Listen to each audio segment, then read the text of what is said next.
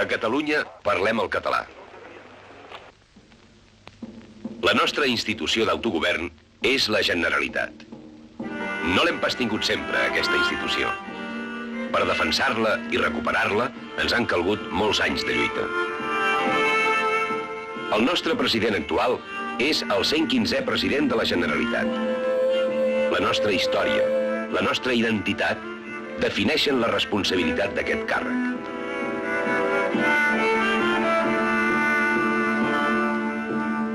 La Generalitat té 600 anys. Les seves arrels són encara més antigues. Van néixer al segle XI. Van néixer abans que regnant Pere el Cerimoniós, al segle XIV, la institució de la Generalitat fos organisme permanent. Molt abans que Marc Safont, al segle XV, construís tota la part gòtica del palau.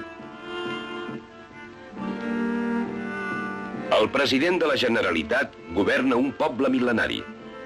Un poble que fou poble abans, fins i tot, que existís la seva primera concreció de pàtria en un text escrit.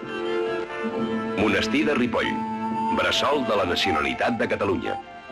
Aquí, l'abat Oliva contribuïa a una primera idea escrita de pàtria catalana. Fou la primera constància testimonial d'un poble i la seva identitat, la seva cultura, la seva llengua, i el reconeixement també d'una forta tradició representativa. Una tradició representativa que arrenca del segle XI, quan les classes socials eren convocades per l'autoritat eclesiàstica i pels comtes abans de prendre decisions importants en assemblees anomenades de pau i treva. En el segle XIII, regnant Jaume I, es constituïa un organisme de reunió periòdica, les Corts. Eren el temps de l'inici de la gran empresa mediterrània que faria del mar llatí un mar català, des de Mallorca fins a Atenes i fins a les costes de Tunísia i de l'Àsia Menor. I fou precisament en el principi d'aquest procés de domini que Jaume I i després Pere el Gran convocaven sovint les Corts formades per 3 grups o braços representatius de l'Església, la noblesa i el poble. La seva feina llavors era fer lleis, juntament amb el rei, redreçar els torts comesos i recaptar tributs. Les primeres Corts Generals del Principat de Catalunya foren celebrades a Vilafranca del Penedès. I va passar el temps. I fou en la segona meitat del segle XIV, regnant Pere el Cerimoniós i amb motiu de la guerra contra Castella, que ocasionava moltes despeses, quan fou creada una institució permanent com no n'hi havia cap altra a Europa. La Diputació del General, o Generalitat, per encarregar-se de cobrar i administrar els impostos acordats a les Corts. Per complir aquesta missió, li van nomenar 3 diputats, un per cada braç, i com a president, el representant eclesiàstic. Els ajudaven 3 oïdors de comptes. Els impostos anomenats Generalitats havien estat creats a la ciutat de Montsó, seu de moltes Corts Generals, on coincidien periòdicament valencians, illencs, aragonesos i catalans del Principat per governar tots plegats.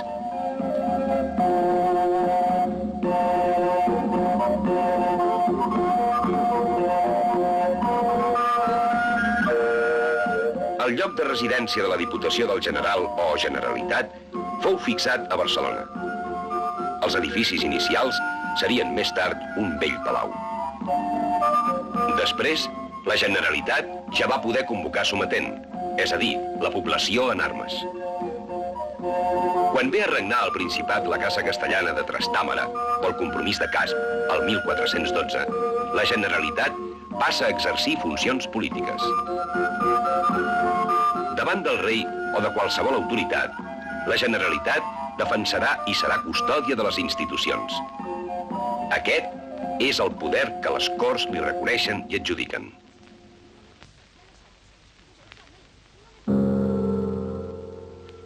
El segle XV va ser un segle difícil. Havia minvat el comerç marítim. La pagesia volia tenir més drets sobre la terra dels que els senyors li permetien i es va revoltar. Així, va aconseguir que Catalunya fos un dels primers llocs on s'abolissin les servituds feudals. En el futur, sobreviure i persistir tossudament vers la llibertat seria una situació ja familiar als catalans.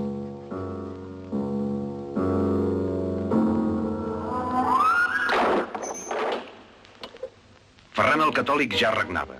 Casat amb Isabel de Castella, havia iniciat la Unió Hispànica. Va imposar a Catalunya la Santa Inquisició i més tard va privar la Generalitat del poder econòmic dels jueus al decretar la seva expulsió.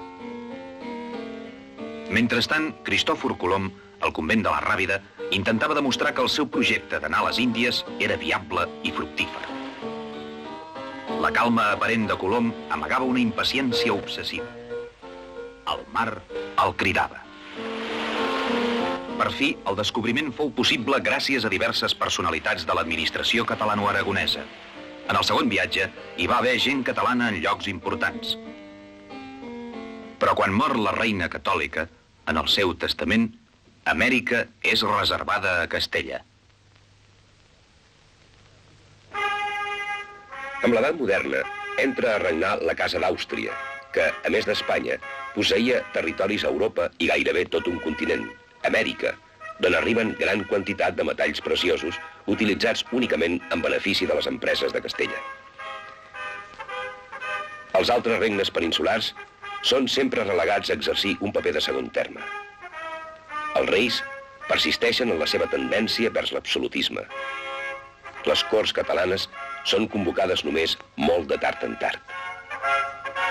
Segle XVII. Flaquegen les riqueses del Nou Món. S'accentua l'autoritarisme dels reis. El rei Felip IV té un primer ministre, el comte d'Olivares, que vol arreglar les dificultats econòmiques castellanes amb impostos abusius i sotmetent Catalunya a les lleis de Castella. Això produeix fortes topades amb el poble català i amb la Generalitat, que es dirigeix al rei denunciant les malvestats i abusos de les tropes castellanes allotjades a Catalunya amb motiu de la guerra amb França. Barcelona, Corpus de 1640. Els segadors, exasperats, es revolten contra els greuges, els homicidis, el pillatge, l'incendi de les collites. En nom de l'autoritat legítima, justícia de les nostres armes.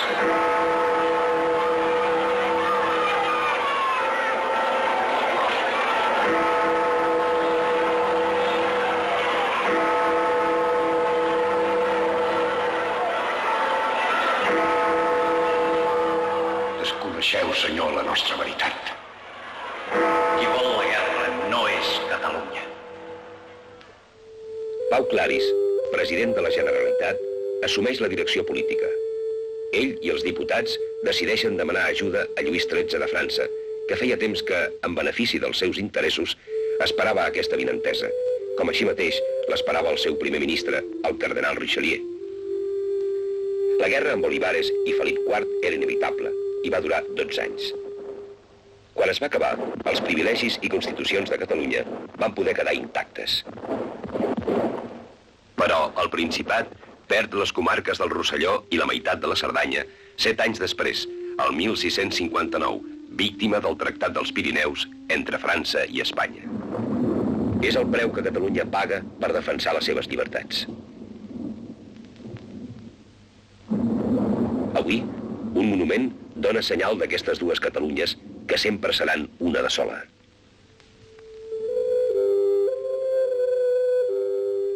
Segona meitat del segle XVII. Catalunya, refeta de la crisi econòmica produïda per les guerres, intenta influir en la política estatal. Cercant així assegurar l'autonomia, els catalans decideixen no acceptar el testament de l'últim rei Àustria a favor de Felip V i donen suport a un pretendent, l'arxiduc Carles, fill de l'emperador alemany que podia garantir les aspiracions de Catalunya. Això va donar lloc a la Guerra de Successió, unida a una guerra europea que va acabar amb la denominada Pau d'Utrecht. Els signants d'aquesta pau es desentenen del problema dels catalans. Aquests opten per la resistència acceptada plenament per la Generalitat. Barcelona va resistir un terrible setge de més d'un any. Tot el poble va ser heroi. Els capitans foren Antoni de Villarroel i Rafael Casanova, conseller en cap. L'11 de setembre de 1714, després d'haver lluitat desesperadament, la ciutat va capitular. El càstig fou molt dur. Execucions, exèrcit d'ocupació, la Generalitat i totes les institucions foren dissoltes. la llengua prohibida, les universitats tancades, com havia passat al País Valencià, com passaria a les Illes. Tot el poder polític va quedar en mans del rei, ara ja, definitivament, absolutista i centralitzador.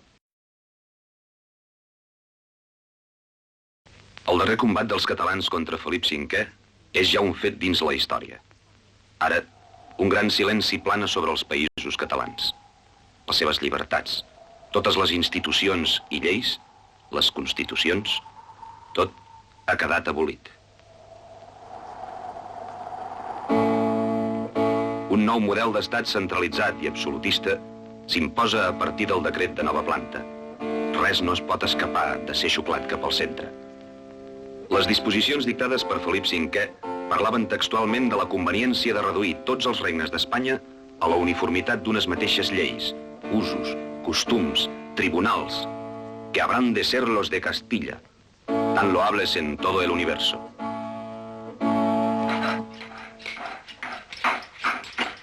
Però, a poc, el poble torna a la vida. Es posa una altra vegada a treballar.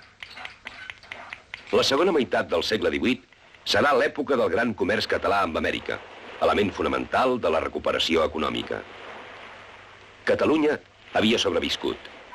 Ara prosperava, s'obria camí i anava apropant-se a la transformació econòmica més gran de la seva història, la industrialització propiciada pel desenvolupament del comerç. Barcelona fou un port molt important, amb centenars de vaixells.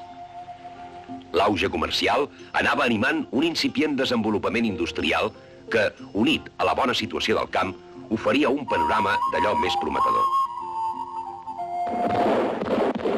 França, 1808. L'emperador Napoleó Bonaparte vol ser l'àrbitre d'Europa. Carles IV i el seu fill Ferran es deixen enganyar per Napoleó.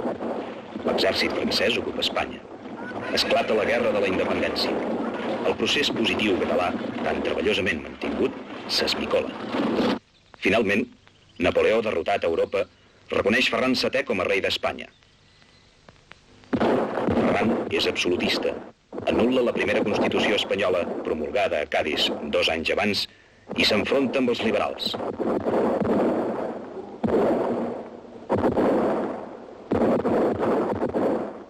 En aquells moments, a més, Espanya va perdent les colònies americanes que proclamen la seva independència nacional. Això significa un cop molt fort per l'economia de Catalunya, que té tot el seu comerç centrat a Amèrica.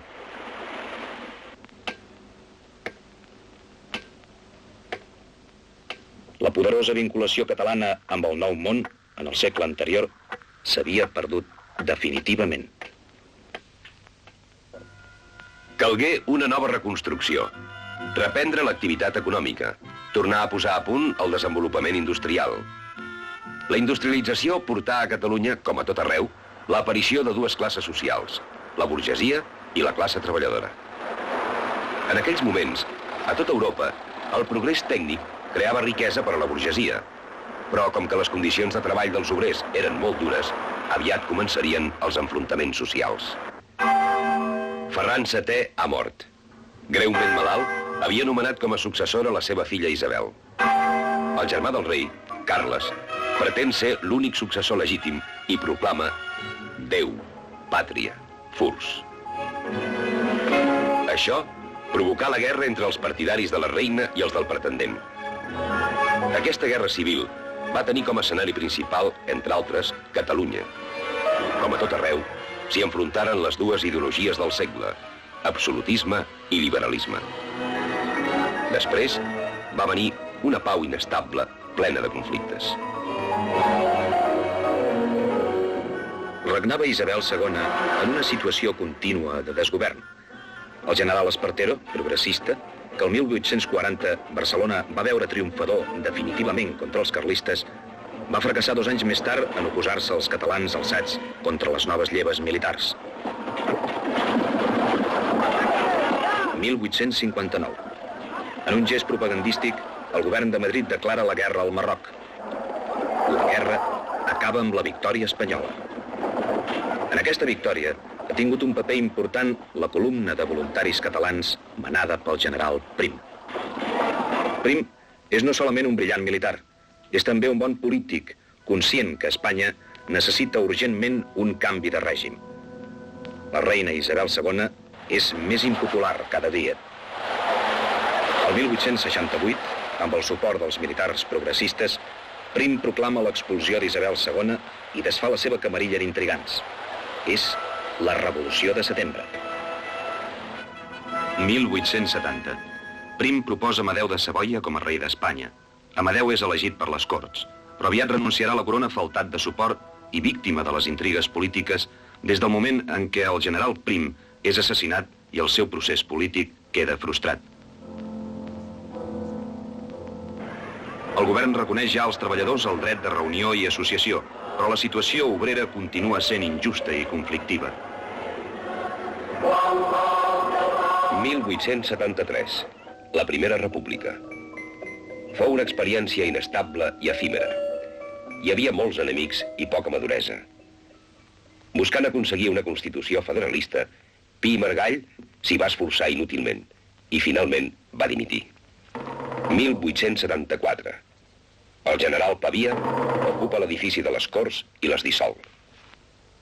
Poc després, Alfons XII, fill d'Isabel II, és proclamat rei d'Espanya en virtut d'un pronunciament que obre pas a la restauració.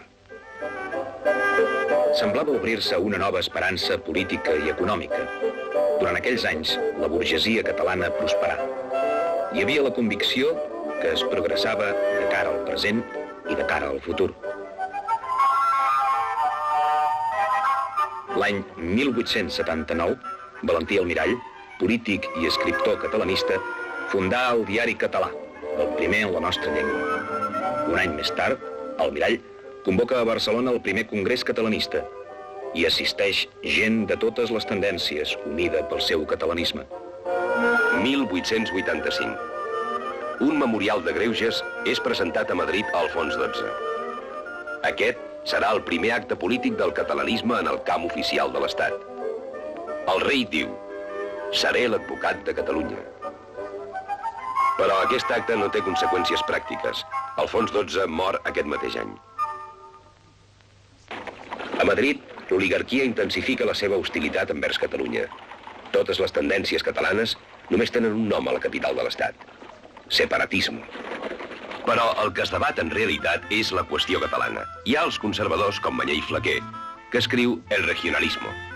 La tendència d'inspiració cristiana amb el bisbe Torres i Bages, autor de La tradició catalana, i la gent de procedència federalista encapçalada per Valentí Almirall, que escriu un llibre cabdal, Lo catalanisme. Són anys de ràpida evolució de la política catalana. El centre català, presidit per Almirall, es disgrega i neix la Lliga de Catalunya, que representa principalment la politització del catalanisme cultural.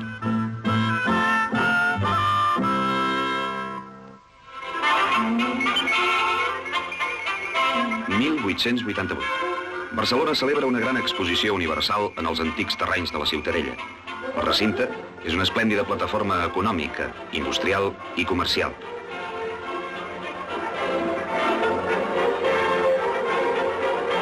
En aquell mateix any de la gran exposició, que semblava donar marc a l'esdeveniment, els Jocs Florals van comptar amb la presència de la reina regent Maria Cristina, vídua d'Alfons XII.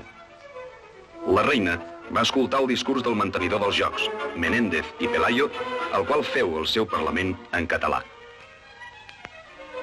Hi havia inquietuds i esperances de Catalunya en aquest discurs fet per un no català, amic dels catalans. I aquest fet, i tots els fets positius de Catalunya, i el seu difícil impuls endavant al llarg del segle, venien d'un moment concret, molts anys enrere, en què els catalans, després del gran silenci, van començar a retrobar la seva identitat, i un poeta, Aribau, en aquell nou despertar, va escriure l'any 1833 un poema, Oda a la Pàtria, un altre cop en català.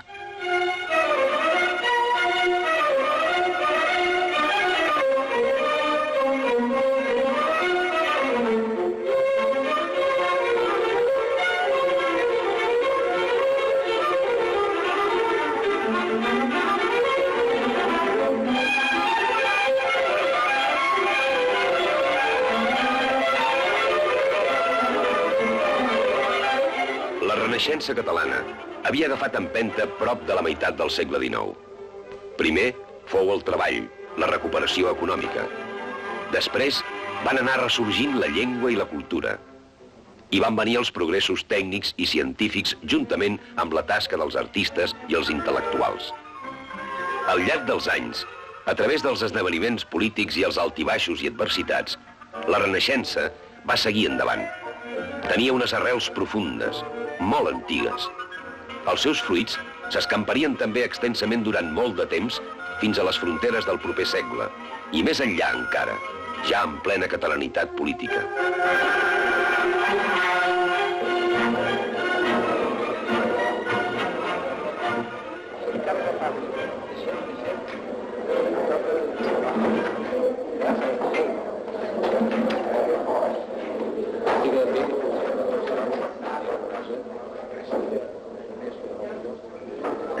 Avui, els homes que foren protagonistes d'aquella empenta, d'aquell moviment vigorós, il·lusionat, són encara un record tan viu que diríem que és possible veure'ls ara moure's i vibrar amb el batec d'aquella vella embranzida tornada a reviure. Homes de la cultura primer, després també homes de la política, gent de la Primera República, dels congressos catalanistes, del Memorial de Greuges, de la Unió Catalanista, de Solidaritat Catalana, de la Mancomunitat de Catalunya. L'impuls fou tan fort que, travessant el temps, arriba avui dia.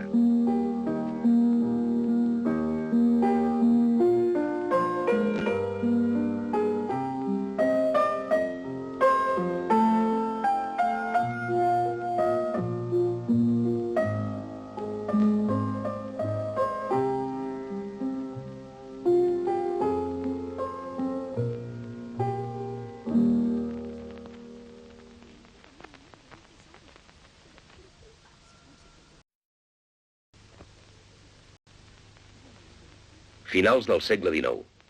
Catalunya ha deixat enrere la terra en silenci.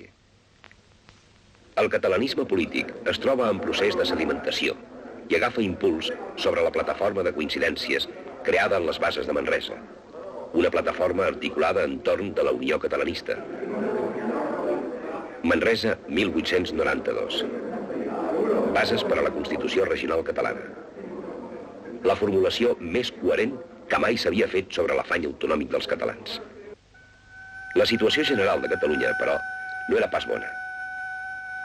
Persistien les injustícies socials i els obrers estaven arribant a una situació límit. I sempre, com a única resposta, la repressió.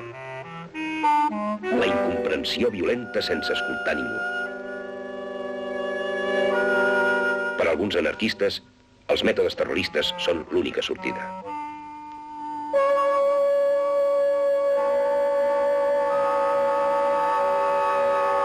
Però els assassins mai no tenen res a veure amb els qui realment pateixen les condicions de treball inhumanes. Els jornals insuficients, cap previsió social, jornades de 15 hores. El conflicte que a tot arreu podreix la societat ha donat pas al terror. El terror dels atemptats. El terror de la repressió indiscriminada. L'altra violència contra les reivindicacions pacífiques.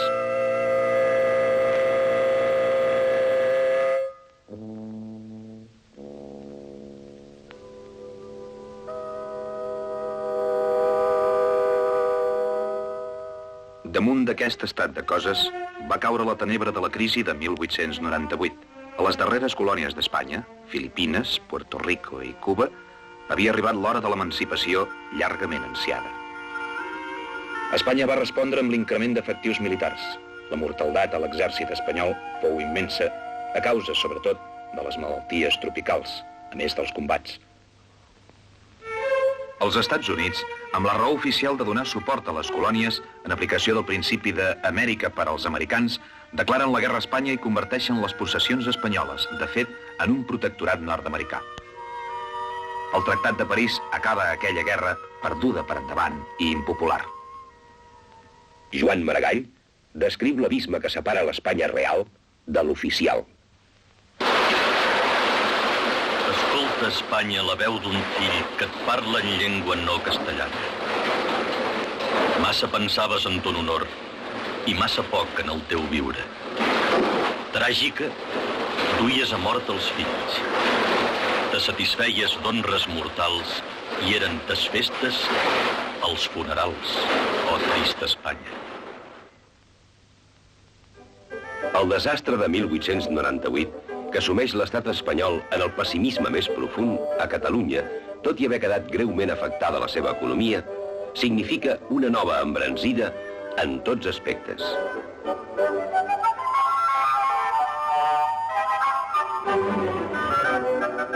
Catalunya entrarà al segle XX amb un caire econòmic europeu.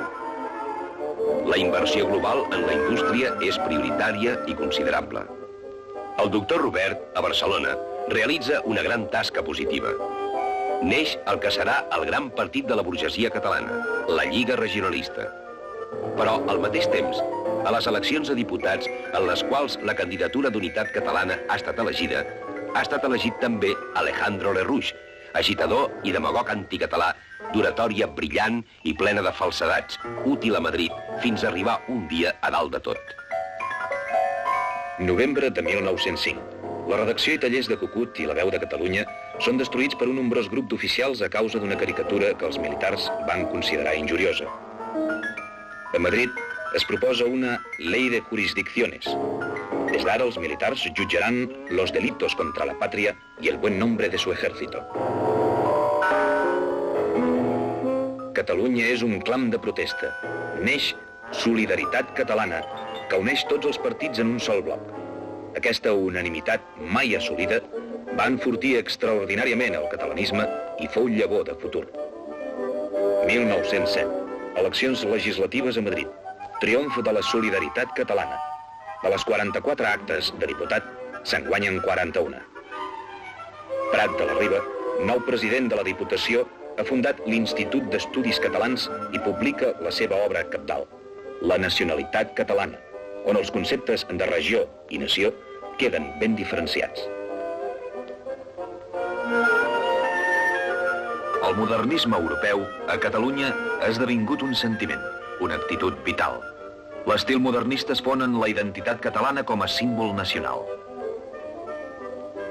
La llengua és enriquida científicament per Pompeu Fabra, pare del català modern. La guerra del Marroc, el 1909, i la convocatòria de la vaga general contra la mobilització de reservistes són aprofitats per Lerroux i els seus partidaris per contribuir demagògicament a una situació límit imprevisible, en la qual grups d'obrers i gent senzilla aixequen barricades, animant-se els uns als altres per tal d'ajudar els vaguistes i destorbar els moviments de les tropes encarregades de reprimir la subversió. Tot és confús, perquè l'esquerra té por i es fa enrere, i la revolució sense dirigents es dilueix en l'incendi d'edificis religiosos i en un enfrontament que l'exèrcit acaba amb rapidesa implacable.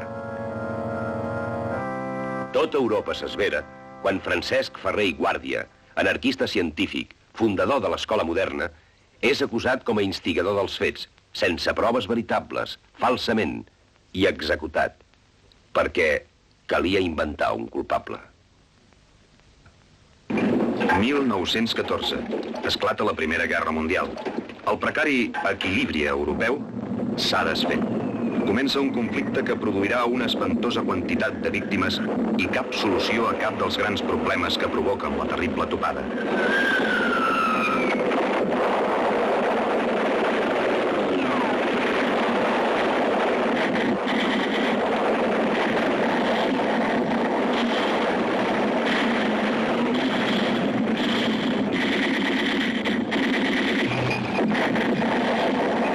Al marge dels efectes de la tremenda convulsió exterior, a Catalunya Prat de la Riba estava realitzant una obra, petita en l'aspecte polític, gran en canvi pel país, pel que fa a realitzacions pràctiques. La Diputació de Barcelona s'havia pogut unir administrativament amb les altres diputacions del Principat. Era la Mancomunitat de Catalunya. L'obra feta, amb molt pocs diners, fou immensa. Escoles, biblioteques, carreteres, tecnificació del camp, universitat industrial, formació professional, sanitat, tota mena d'entitats científiques, pedagògiques, amb tota justícia, Prat de la Riba és recordat com el seny ordenador de Catalunya.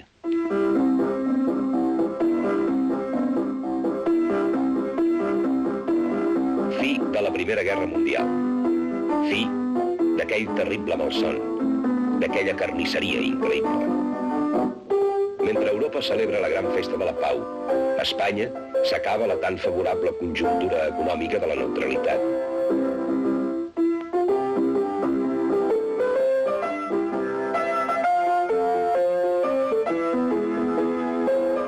A Catalunya, la burgesia s'havia enriquit, però la situació obrera no havia millorat gaire.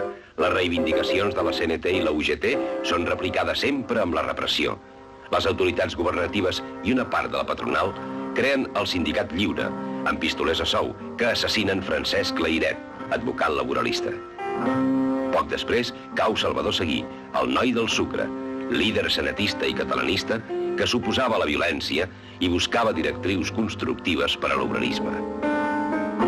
En aquella autèntica guerra social, LaRouche continuava la seva destructiva demagògia i la mort ho protagonitzava tot.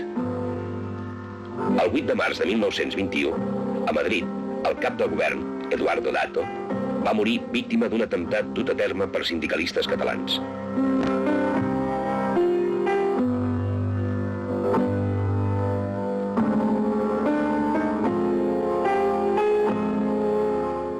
Dato havia donat suport totalment a la repressió del moviment obrer i a la tristament famosa llei de fugues, utilitzada a Barcelona pel general Martínez Anido.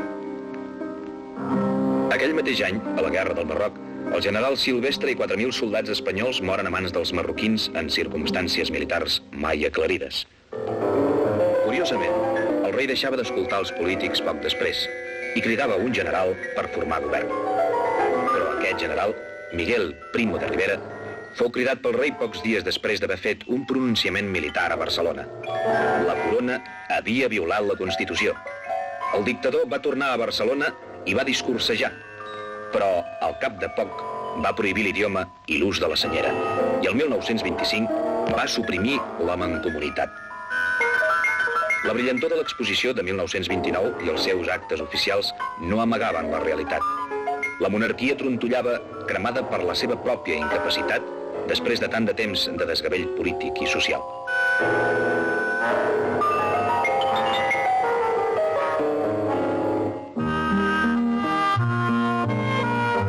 Aviat, gent catalana tornaria al Palau i aquest seria altre cop la Generalitat.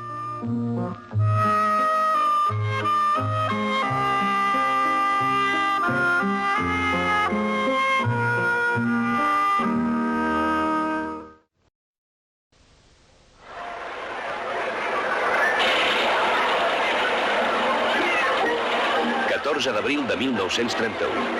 Madrid. Proclamació de la República. El fet s'havia produït unes hores més tard que Catalunya, que en fou capdavantera.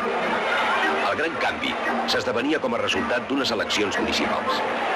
Esgotada la dictadura de Primo de Rivera, que ja no tenia ni el suport de l'exèrcit, el rei va haver de restablir el sistema constitucional. Les eleccions van evidenciar uns ajuntaments majoritàriament republicans. Els partits d'esquerra obtenien un triomf esclatant. El rei va decidir anar-se'n d'Espanya en saber que les principals ciutats de l'Estat guanyaven els candidats republicans. La voluntat de les forces populars finalment s'imposava. A Barcelona, el pas de monarquia a república, iniciat abans que Madrid, era una gran festa popular. Les forces sindicals i els partits clandestins havien propiciat el fet, però la fi d'un règim repressiu completament fet malbé i el pas a la llibertat es celebrava amb l'alegria d'un poble que per primera vegada se sentia al carrer el gran protagonista. A les eleccions, units, republicans i autonomistes i socialistes, s'havia creat un partit, Esquerra Republicana de Catalunya, que va vèncer de manera aclaparadora els seus contrincants de la dreta, la Lliga Regionalista i els seguidors de LaRouche.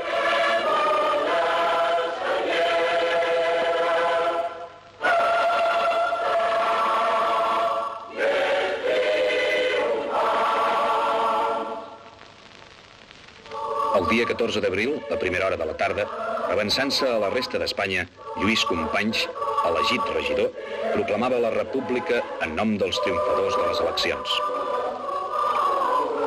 Macià, capdavanter, igual que companys, del nou partit esquerrà, Esquerra Republicana de Catalunya, era un infatigable lluitador per l'autonomia catalana. Havia combatut per Catalunya a les Corts espanyoles com a diputat. Va participar a totes les accions importants del catalanisme i va acabar convençut que el dret a la plenitud política seria guanyat pels catalans exclusivament pel seu propi esforç.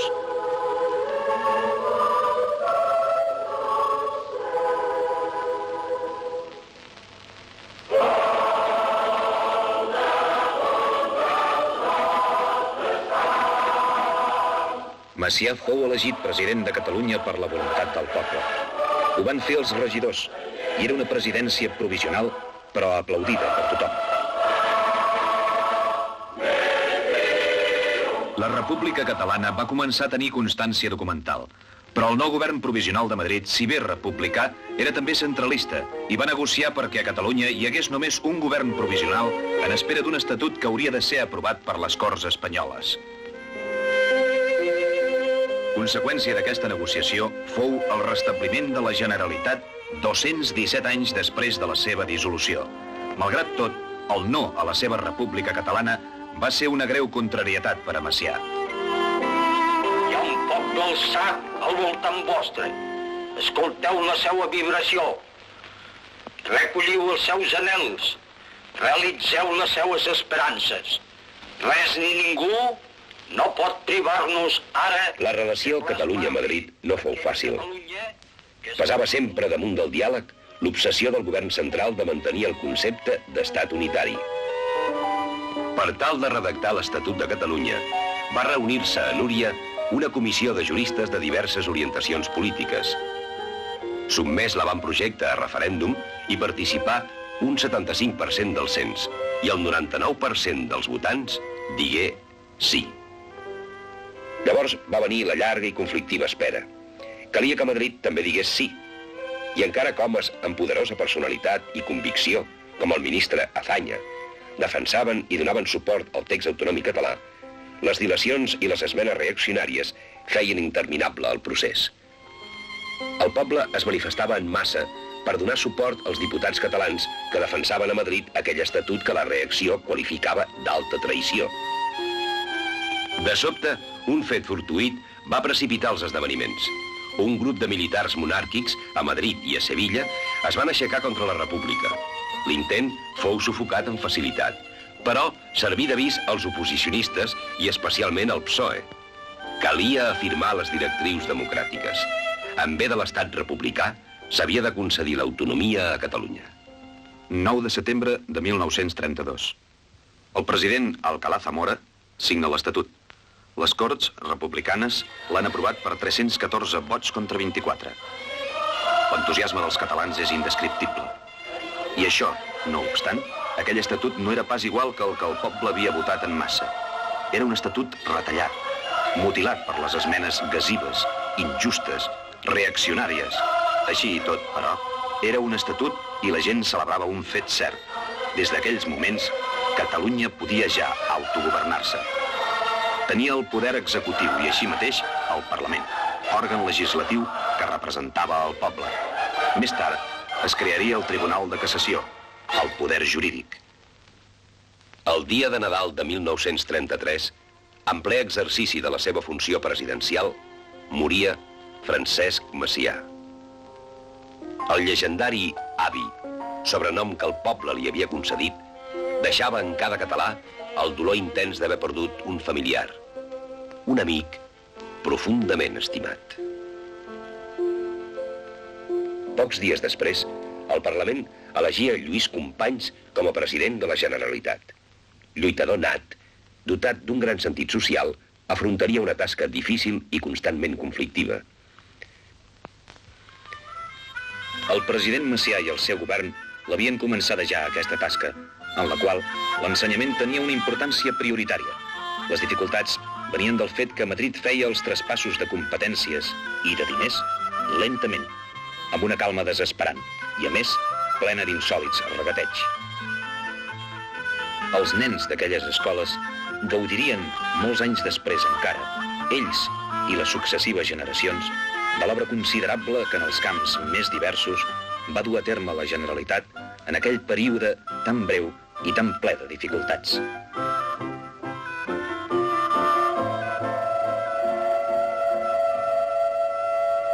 L'any 1934, Madrid refusa la llei de contractes de conreu, reforma agrària moderada proposada pel Parlament de Catalunya. En lloc de redactar una nova llei, el Parlament català torna a votar íntegre el text refusat. Els partits de dreta s'hi oposen de nou. Hi ha dimissions. La força de la dreta augmenta i augmenten les seves vinculacions amb els feixismes europeus.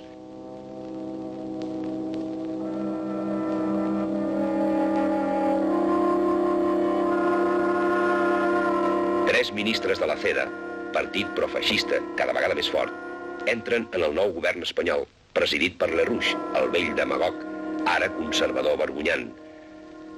L'esquerra temia amb raó un cop d'estat feixista. La repressió governamental no es va fer esperar i paral·lelament amb les accions de Madrid i Barcelona es va produir la Revolució Obrera d'Astúries i Aliança Obrera va convocar a Barcelona la vaga general. Tot això va decidir el president Companys a un acte extrem de defensa contra l'amenaçador govern antiautonòmic de Madrid. 6 d'octubre de 1934. El president Companys proclama l'estat català dintre de la República Federal Espanyola. Com a president del govern de Catalunya, requereixo vostra excel·lència perquè, amb la força que comana, es posi a les meves ordres. Però el capità general de Catalunya, ple de dubtes, telefona a Madrid. Declare usted el estado de guerra, és la resposta del president del govern. Batet, el capità general, era català i republicà convençut, respectuós amb l'autonomia i prudent amb Madrid. Però va obeir el govern central davant del dilema d'aquells fets límit. L'exèrcit va ocupar la ciutat. L'enfrontament fou breu i desigual. Companys, finalment, va cedir per evitar que es vessés inútilment més sang. El càstig del govern central és dur. El govern català és detingut. L'Estatut queda suspès i totes les institucions catalanes també. La repressió s'intensifica. Companys diu: No vull clemència. Ni la demano, ni la necessito. Lerrouche, a Madrid, ha rebut felicitacions de la Falange, la nova agrupació política feixista. Paralitzada la Generalitat, el govern nomena un governador general per a tot Catalunya. Quan arriba aquest governador, Portela Valladares, el govern català detingut a Madrid ha estat condemnat a 30 anys de presó. El desgavell arriba a un impàs irreversible.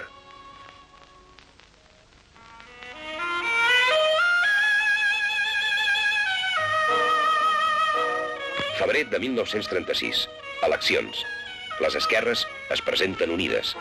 Els seus capdavanters estan empresonats, però la coalició és forta. El poble, a les urnes, aixafarà la reacció. El nou govern allibera immediatament els polítics detinguts. És la tornada a casa. És la fi de la tenebra. És tornar a l'aire net de la pàtria.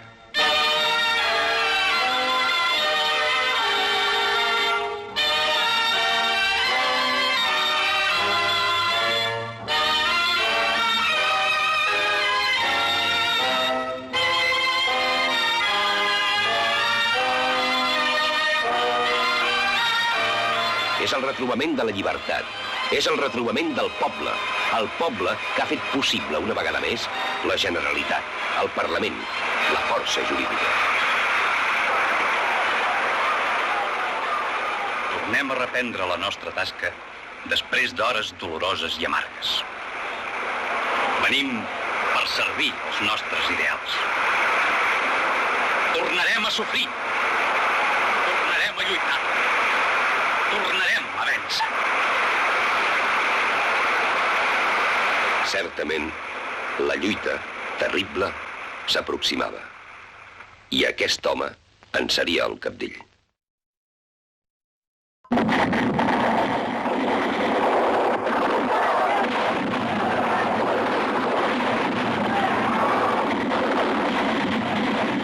Tornarem a sofrir. Tornarem a lluitar.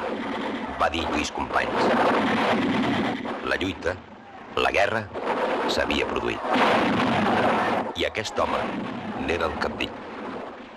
Ell, Francisco Franco, i un grup d'altres generals s'havien alçat contra la república a tot l'estat espanyol amb el suport de totes les forces dretanes, reaccionàries i profeixistes. Els fets van començar el dia 18 de juliol de 1936.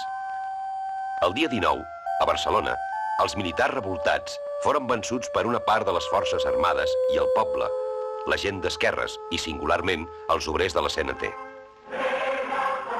Després de la seva victòria, el poble armat, majoritàriament anarquista, volia fer, abans que res, la revolució social. Tothom se sentia fort i eufòric, i d'altra banda, la solució definitiva de l'alçament semblava cosa fàcil i ràpida. Aquesta imatge de l'altre bàndol, però, era enganyosa. La situació era molt més greu.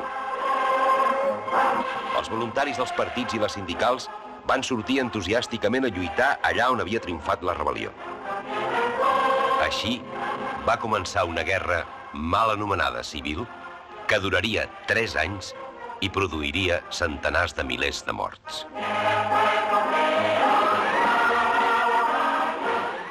La Generalitat, minada al principi la seva responsabilitat per les iniciatives revolucionàries dels anarquistes, havia aconseguit que alguns d'ells s'integressin en les conselleries. El president Companys s'esforçava a mantenir l'equilibri de totes les forces polítiques catalanes i repetia obsessivament que contra l'esforç comú els feixistes no passaran.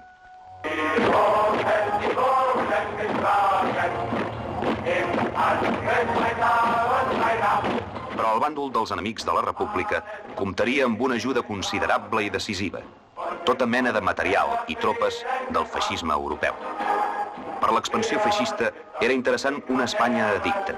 A més, la nostra guerra civil constituïa una bona ocasió per a provar armes i tàctiques.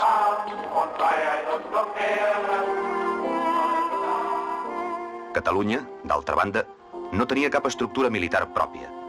La Generalitat era un instrument de pau i no de guerra. L'esforç d'organitzar una indústria de material bèl·lic fou considerable i Josep Tarradellas en fou l'impulsor. Com a conseller de Finances, Tarradellas afrontà amb decisió i encert les dificultats econòmiques de la guerra. Fonamentalment, es tractava d'adaptar les indústries civils a la industrialització de guerra. L'eficàcia fou notòria, amb el decret de col·lectivització i control obrer.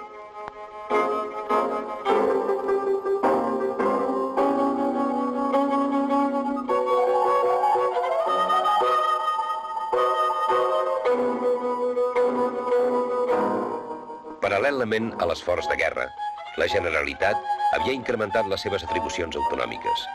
Legislava, planificava i realitzava en tots els camps essencials. Les condicions eren adverses, la prova molt dura. La tasca, malgrat tot, fou encertada i ben feta.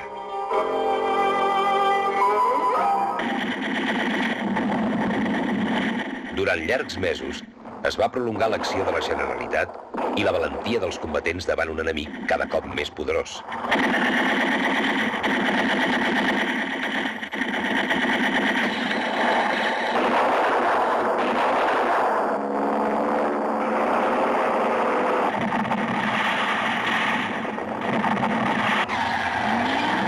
La República va rebre també ajuda internacional de la Unió Soviètica i altres procedències, i les brigades de voluntaris, però els auxilis no van ser mai tan importants ni definitius com els que rebia el cantó feixista, sobretot en aviació.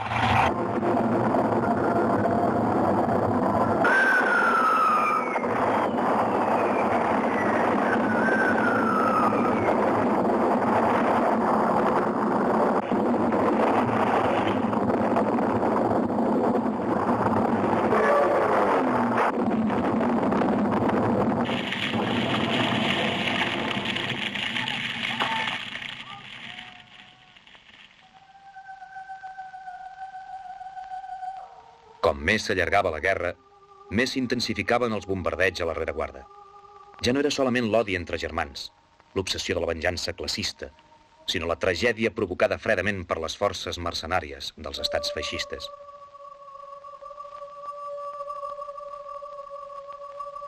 La casa menuda.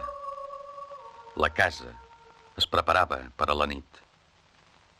La taula era parada, la llàntia encesa. El tic-tac del rellotge comptava la pau. Un infant somreia. Una cassola fumejava damunt les estovalles blanques. I ara tot és negre en la nit, la mar i les barques, per a vetllar-li la mort. La mort. Qui ha mort? No ho sabíeu? La casa, amb la cassola fumejant, i la taula parada i la llàntia, i les estovalles que resplendien, i el tic-tac de rellotge que comptava la pau, i la veu de l'infant que somreia, ha mort. L'han matada. Hi ha un crit en la nit, per sempre més sense resposta. I uns cossos en dolor que es dessagnen. I una casa que fumeja, morta.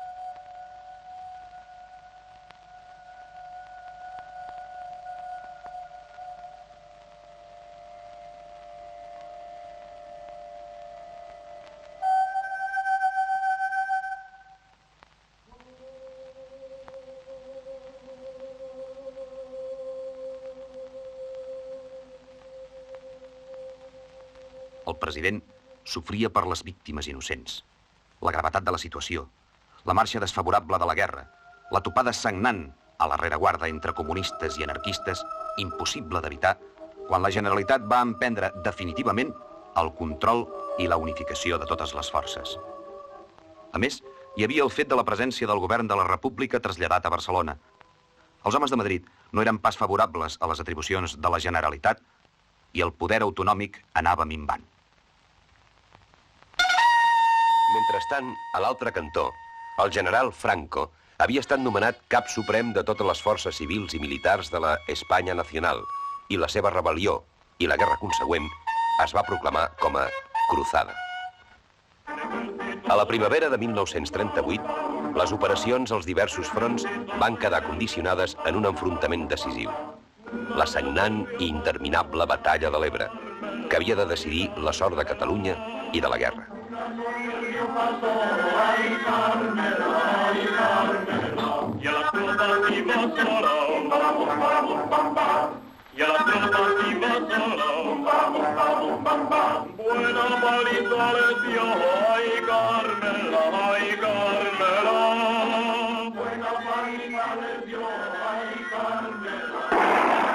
Tot el que vindria després ja no seria sinó retardar un desenllaç absolutament inevitable.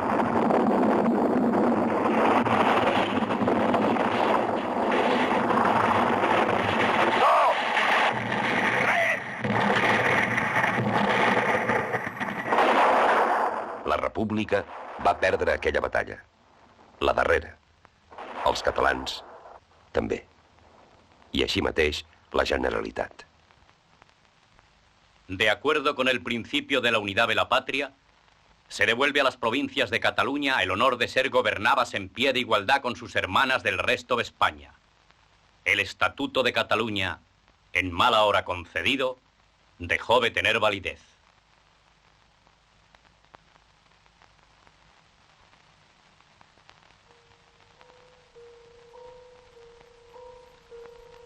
Gener-febrer de 1939. Dades de l'èxode. 180.000 soldats. 10.000 soldats ferits. 3.900 oficials i sotsoficials. Personal civil. 68.000 infants. 64.000 dones. 9.000 vells. 11.000 homes adults. Identificació de professionals. 1.743 metges. 1.224 advocats, 431 enginyers i arquitectes, 216 professors d'ensenyament secundari, 156 professors d'universitat, 817 diplomats d'ensenyament superior, 243 escriptors i periodistes. Molts d'aquests homes continuaran lluitant per la llibertat, continuaran morint per la llibertat, a l'exèrcit francès, a la resistència, als camps de concentració nazis.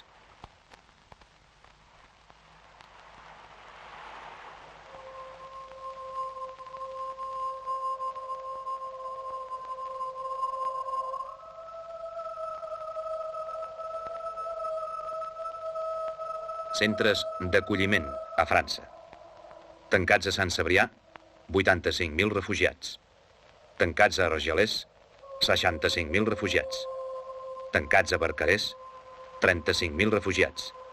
Tancats a Agde, 18.000 refugiats. Tancats a Riacros, 12.000 refugiats. Tancats a Gurs, 10.000 refugiats.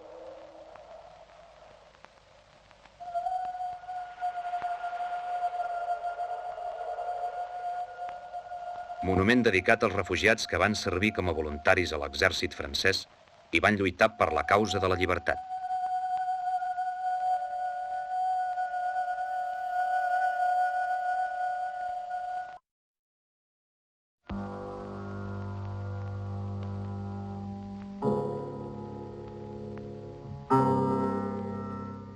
...1939, 26 de gener.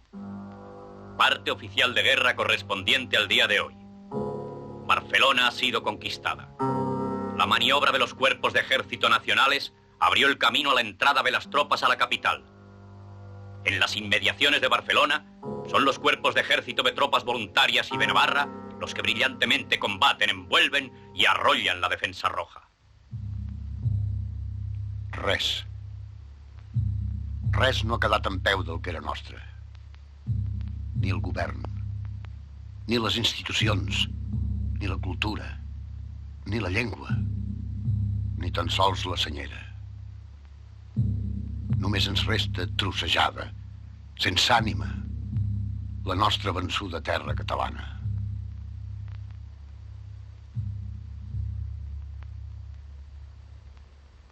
Paraules del poeta Dionisio Ridruejo, que l'any 39 era jefe nacional de prensa y propaganda del govern de Franco. Durante años fue prohibida toda manifestación oral y escrita en el idioma regional. Se castigaba a las regiones culpables frenando su desarrollo. La instalación de industrias nuevas se denegaba con la fórmula autorizada para fuera de Cataluña.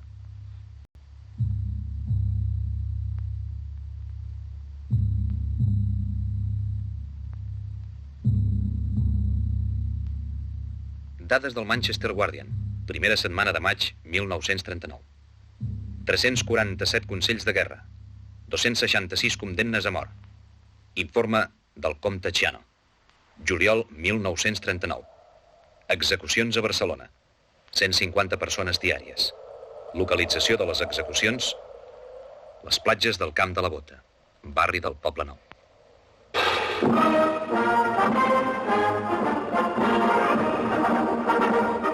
...1939, setembre. Els nazis envaeixen Polònia. Així comença un altre cop mundialment una apocalíptica carnisseria.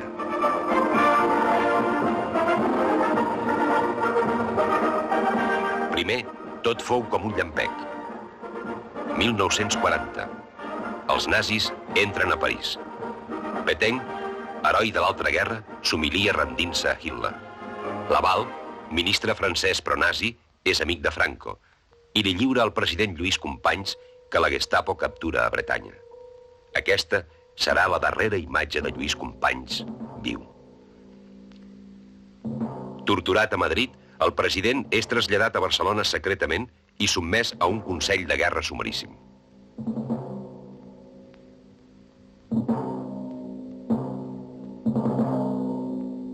Preguntado si tenía algo que decir, dijo que si la sentencia le condena a morir, lo hará serenamente por sus ideales. He lluitat sempre per Catalunya. He salvat vides de molta gent. Sento no haver pogut fer més bé pel meu poble.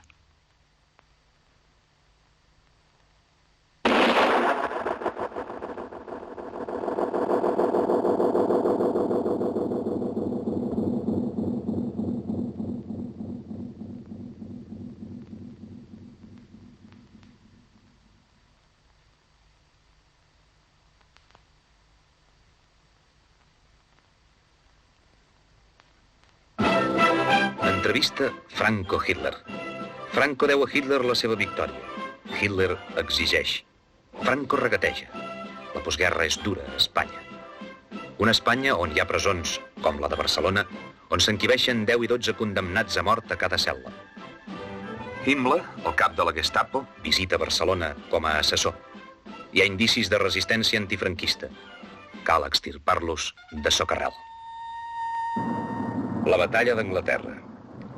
La inversemblant resistència britànica contra els nazis vencedors d'Europa fa rebrotar l'esperança de la clandestinitat antifranquista dins i fora d'Espanya.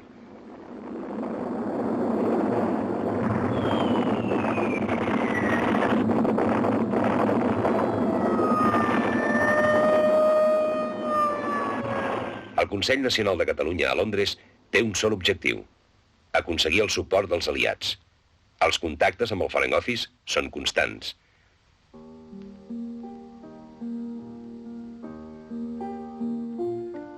A Catalunya, de la destrucció, de la ruïna, del país desfet, ha començat a néixer una idea que es farà obsessiva: lluitar i al mateix temps reconstruir. Aquesta imatge d'avui és una festa. Llavors, era una arriscada afirmació vital d'esperança. El Front Nacional de Catalunya, creat a França, havia passat a l'interior. Agrupava la major part de grups nacionalistes. Feia sabotatges i espionatge a favor dels aliats. Barcelona recobrava una falsa normalitat. Sota una persecució ferotge, es van començar a refer la CNT, el PUM, el PSUC i la Unió Democràtica de Catalunya. El càstig era implacable. Per ser responsable de Treball, un obrer, Puig i Pidemunt, fou afusellat. 1944. La Guerra Mundial es va definint a favor dels aliats que han desembarcat a Normandia i, per fi, alliberen París. A les columnes del general Leclerc hi ha un nombre considerable de combatents espanyols i catalans. Gent catalana que, de la nostra guerra, va passar a la lluita internacional contra el feixisme, es troba també als camps d'extermini nazis. Catalans que foren, al mateix temps, ciutadans del món, que varen contribuir a crear, enfront del nacionalsocialisme, la Internacional del Dolor.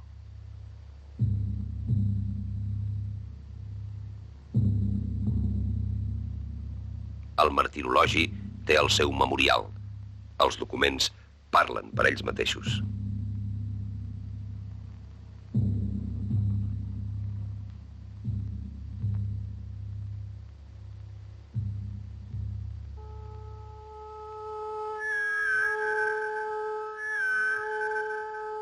El mateix any, 1944, la Vall d'Aran fou envaïda pel Maquis, moviment de guerrilles antifranquistes nodrit pel Partit Comunista, el PSOE i la CNT. L'intent va fracassar. El propòsit era instal·lar en territori espanyol un govern de la República i enfrontar així dos governs d'Espanya en vista a les previsibles conferències internacionals sobre el franquisme.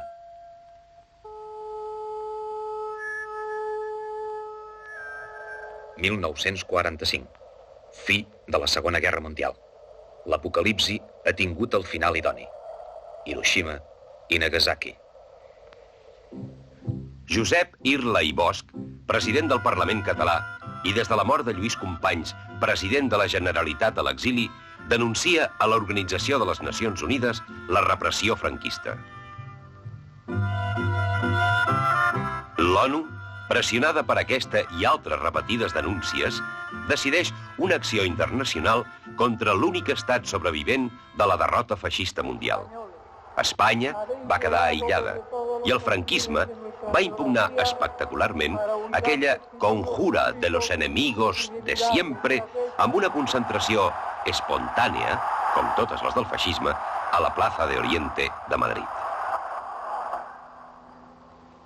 Abril de 1947. A Montserrat, sectors catalanistes aprofiten les festes d'entronització de la Mare de Déu per convertir-les en un acte d'afirmació catalana. Es parla i canta en català. És el primer crit catalanista de la postguerra. 1950. Els ambaixadors estrangers tornen a Madrid. S'acaba el boicot contra Franco.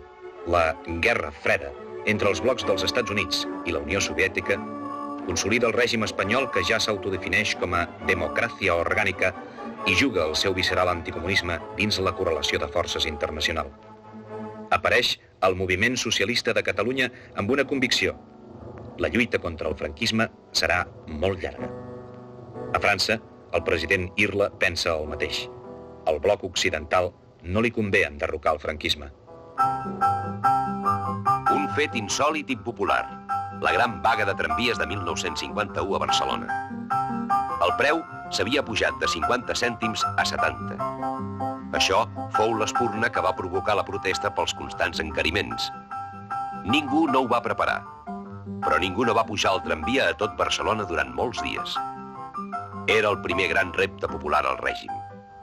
L'augment de tarifa fou suprimit.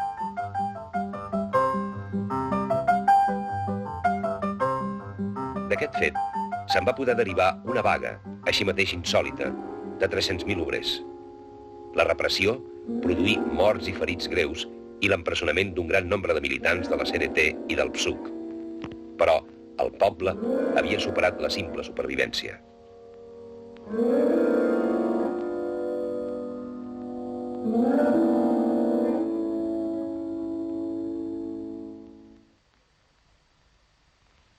El batec de l'esperança persistia i la bandera d'avui ho confirma. Catalunya continuava viva.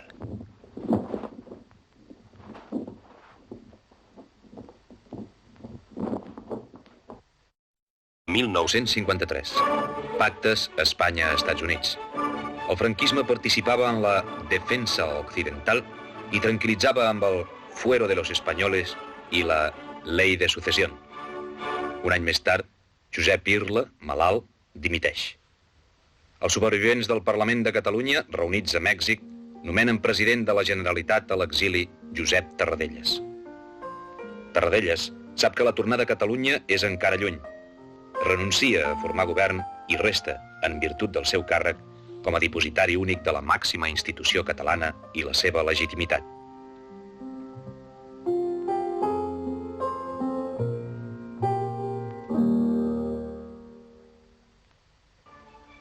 L'Espanya de Franco és admesa a l'ONU com a estat de ple dret i obté el vistiplau com a membre de l'organització a tots efectes.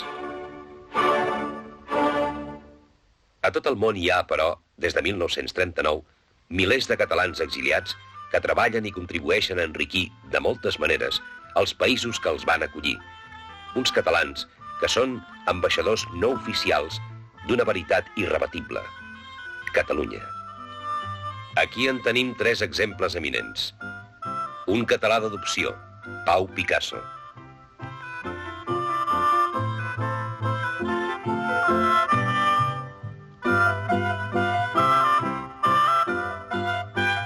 Doctor Josep Trueta, cirurgià excepcional, universalment guardonat.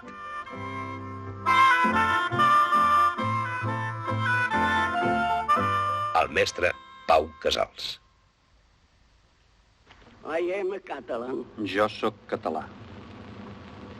Today, Avui, a province Catalunya of Spain. són unes províncies d'Espanya.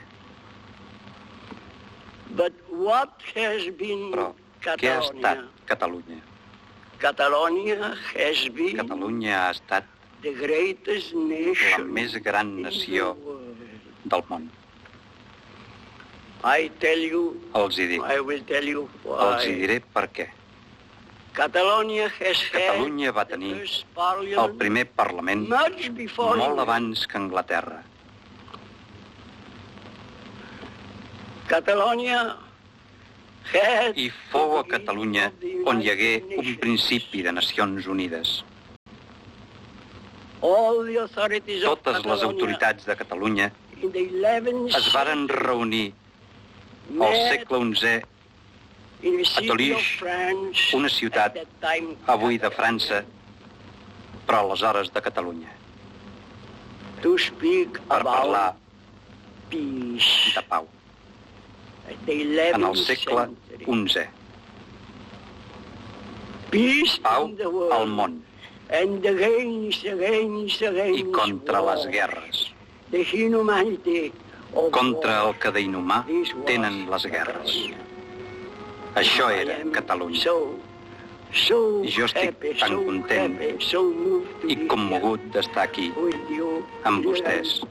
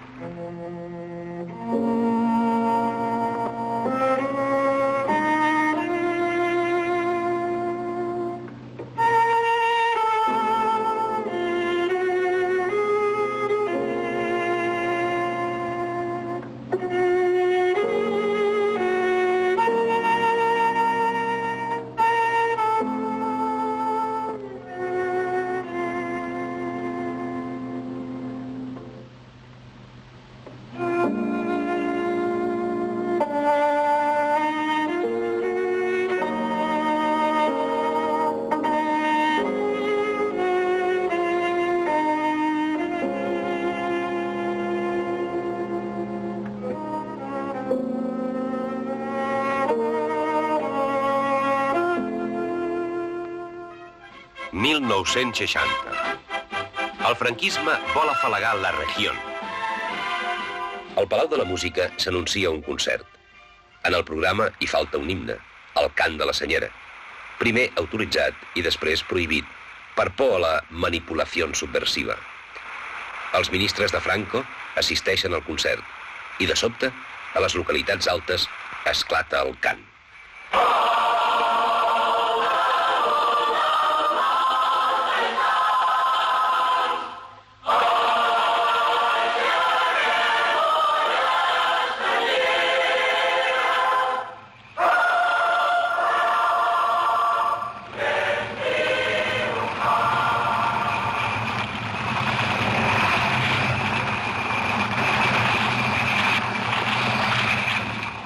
Entre els perseguits i detinguts per aquesta acció hi havia Jordi Pujol, que fou torturat i condemnat a 7 anys de presó. Aquest fet va provocar una àmplia i activa campanya dins i fora del país. També s'acusava Jordi Pujol de ser l'autor d'un escrit contra el general Franco i, així mateix, de ser el cervell de l'intensa campanya contra Luis de Galinsoga, que havia insultat greument els catalans en públic i que fou destituït com a director del diari La Vanguardia a causa de l'acció popular impulsada per Pujol i el seu grup. Nadal de 1962. Malgrat la duresa de la repressió, el moviment obrer s'ha anat reorganitzant. Es funden les comissions obreres. El govern decreta 3 mesos d'estat d'excepció.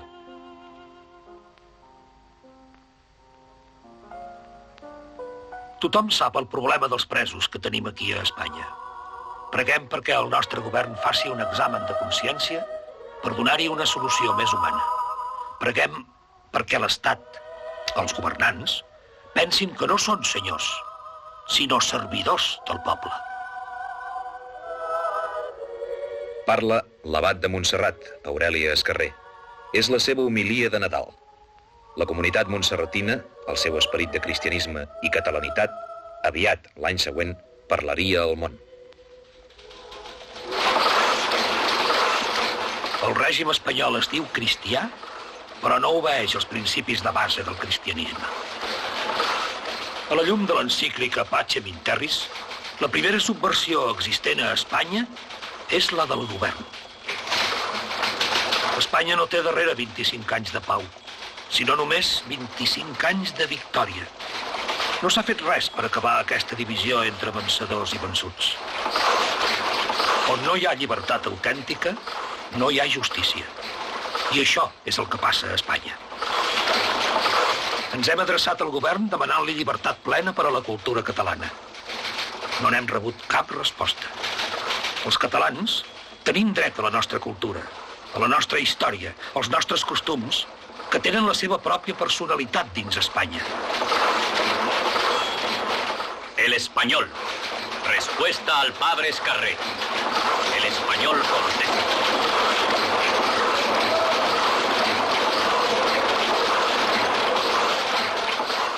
L'abat, Aurèlia Escarré, va patir exili i solament va poder retornar anys després per morir aquí, a la seva terra. Ell va ser el símbol de l'Església jove, d'una part important de l'Església catalana, lluny de la jerarquia oficial, que va jugar un paper valuós en l'etapa decisiva cap a la fi del franquisme. Som els anys de la represa cultural. L'empenta dels 16 jutges obre pas al primer fenomen de cultura de masses de la postguerra, la nova cançó. En el camp editorial, alguns títols assoleixen àmplia acceptació. La plaça del Diamant, de Mercè Rodoreda, Nosaltres els valencians, de Joan Fuster, i sobretot, Els altres catalans, de Francesc Candel, que incideix positivament en l'anàlisi d'un fet cabdal en l'evolució de la societat catalana, la immigració. També dins l'any 63, Julián Grimau, del Partit Comunista, és torturat i executat malgrat la gestió del Vaticà i una forta campanya internacional. Pesava el factor escarment i la raó d'estat. Com va passar també l'any 69, quan Franco, assessorat per Carrero Blanco, virtual successor del caudillo, i nomenat vicepresident del govern, decreta un nou estat d'excepció a tot Espanya. La lluita armada i política era cada dia més preocupant pel règim. A Catalunya actuava ja la coordinadora de forces polítiques, que unia ideologies ben diverses i que va néixer, promoguda per la taula rodona, mercès al ressò de la Caputxinada, l'any 66, quan la policia va assetjar el convent dels Caputxins de Sarrià, on es celebrava l'acte de constitució del Sindicat Democràtic d'Estudiants de la Universitat de Barcelona, fet que provocà un ampli moviment de solidaritat ciutadana. L'oposició lluitava en els fronts més diversos, des de la trobada de poetes catalans al Price fins a l'acció contra el Consell de Guerra de Burgos, on es demanaven 5 penes de mort que finalment foren commutades gràcies a una intensa i vasta acció de protesta i denúncia en què va figurar la tancada a Montserrat de 300 intel·lectuals, professionals i artistes d'ampli ressò internacional.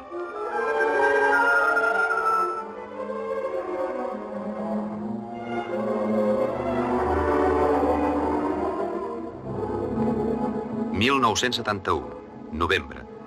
Ambient de mobilitzacions populars i vagues obreres. A l'església de Sant Agustí es celebra la primera sessió de l'Assemblea de Catalunya. L'Assemblea és un organisme àmpliament unitari de totes les forces d'oposició.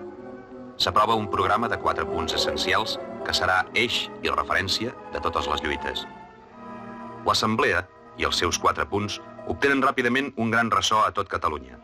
Les lluites sectorials hi conflueixen i la mateixa Assemblea convoca actes tan importants com aquest 1 de maig, obrer i popular, l'any 1974, a Sant Cugat, un testimoni fílmicament imperfecte degut a la clandestinitat del rodatge, però vàlid pel seu significatiu valor documental.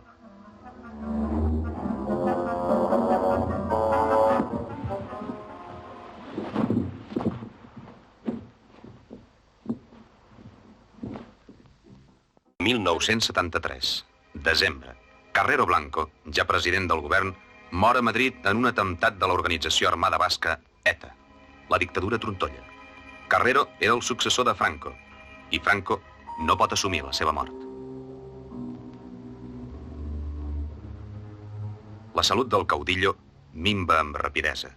El règim, minat per l'acció de l'oposició i per les seves pròpies corrupcions i contradiccions, té encara, però, prou força per a omplir presons i executar sentències de mort.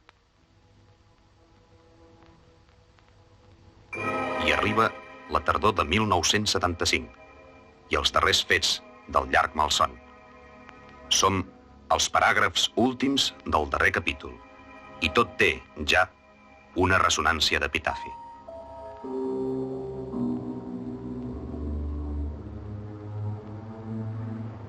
Día 20 de noviembre de 1975. Las casas civil y militar informan a las 5:25 horas que, según comunican los médicos de turno, Su Excelencia el Generalísimo acaba de fallecer por parada cardíaca como final del curso de su shock tóxico por peritonitis.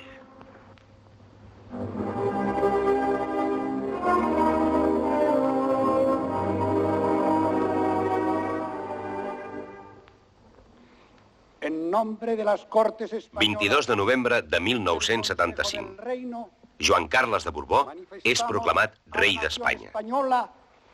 Que queda proclamado rey de España don Juan Carlos de Borbón y Borbón, que reinará con el nombre de Juan Carlos I. A tot l'Estat s'accelera la lluita per la democratització. A Catalunya s'intensifica el moviment popular exigint la ruptura amb el sistema anterior i el dret d'autodeterminació. El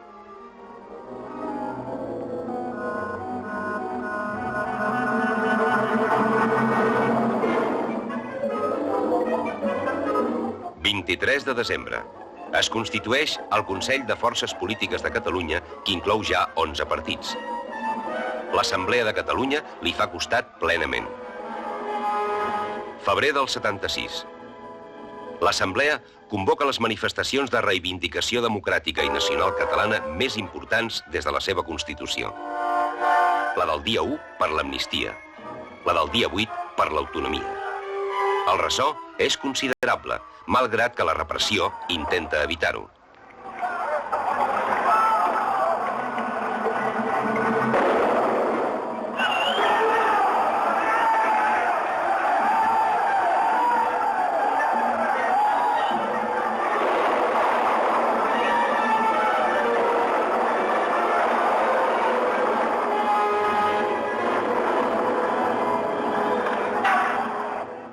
Dia de Sant Jordi. Apareix el primer diari en català des de la Guerra Civil. El mateix dia, una concentració en nom de l'Assemblea a la plaça de Sant Jaume exigeix uns ajuntaments catalans i democràtics. El darrer dia de juny dimiteixen Arias Navarro i el seu govern a petició del rei. Per substituir Arias és nomenat Adolfo Suárez, la qual cosa significarà un viratge de la ruptura que s'exigia a la reforma, o sigui, continuïtat. 11 de setembre del 76 a Sant Boi. Clam unitari de l'exigència de trencament amb el franquisme. La simple reforma, però, anava imposant-se. Mentrestant, a França, el president Tarradellas és molt sovint pressionat per donar fi al seu llarg exili. Ell es referma sempre en la decisió de tornar a Catalunya només com a president de la Generalitat. Juny del 77. Eleccions generals a les Corts i al Senat de l'Estat.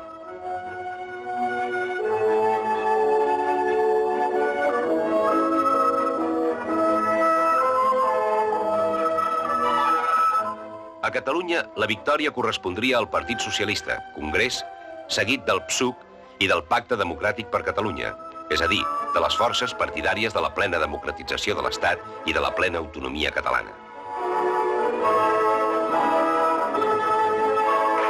A l'històric Saló del Parlament, constituïda l'Assemblea de Parlamentaris, s'exigeix la tornada de Tarradellas com a president de la Generalitat.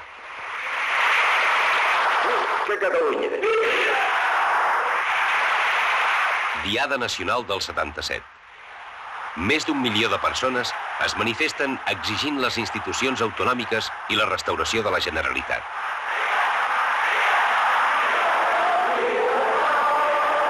Festa d'unitat catalana. Festa de tots els ciutadans, sense cap discriminació. Tots formant un mateix i únic poble. Barcelona és l'altaveu de Catalunya. La veu, però, ha nascut arreu de la terra. La vella esperança, la lluita de tant de temps, dona per fi el seu fruit. El 29 de setembre, un reial decret restaura la Generalitat. El 17 d'octubre, un segon decret nomena Tarradellas president. Una setmana més tard, el president torna a Catalunya. La Generalitat històrica, la seva legitimitat, retroba el país. Des d'ara fins a la celebració d'eleccions al Parlament, ocuparà la presidència l'home que ha mantingut inalterables dues conviccions essencials. La Generalitat representa el principi de l'existència nacional de Catalunya i cal la unitat de totes les forces democràtiques entorn de la primera institució d'autogovern dels catalans.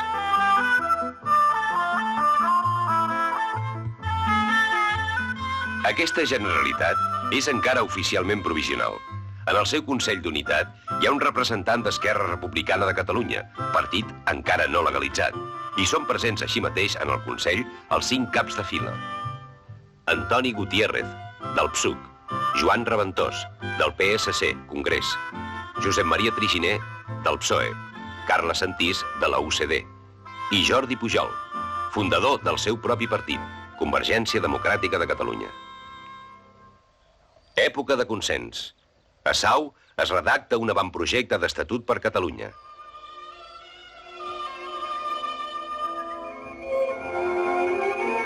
Cal, prèviament, l'aprovació d'una Constitució espanyola. En funció del consens, s'hauran de fer concessions i hi haurà renúncies. Calia, però, tenir un estatut amb unes atribucions concretes.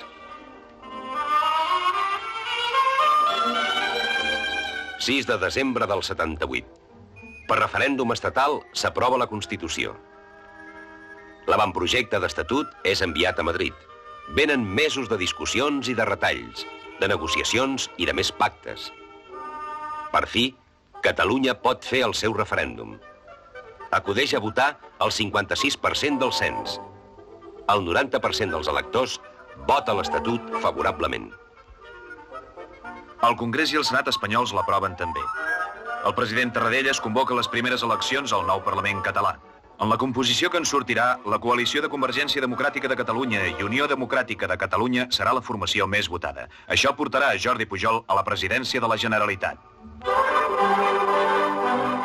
2 d'abril de 1980. Convocatòria als diputats de tot Catalunya per constituir-se en Parlament. 10 d'abril.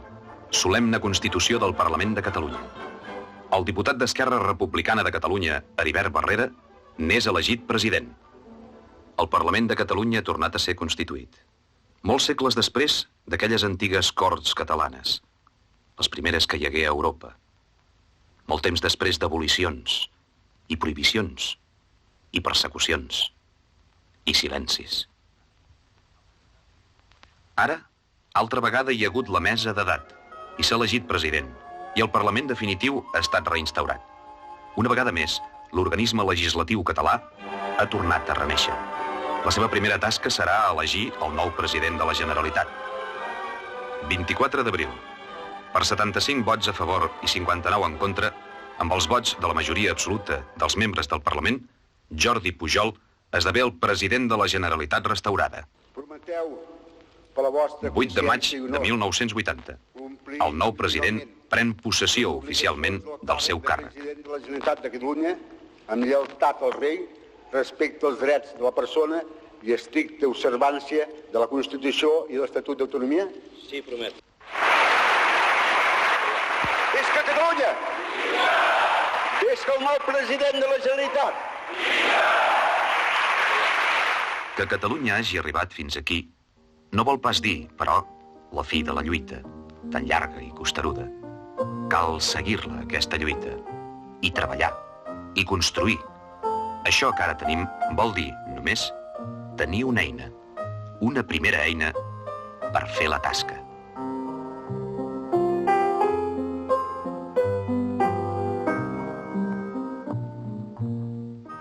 La nostra institució d'autogovern té 600 anys.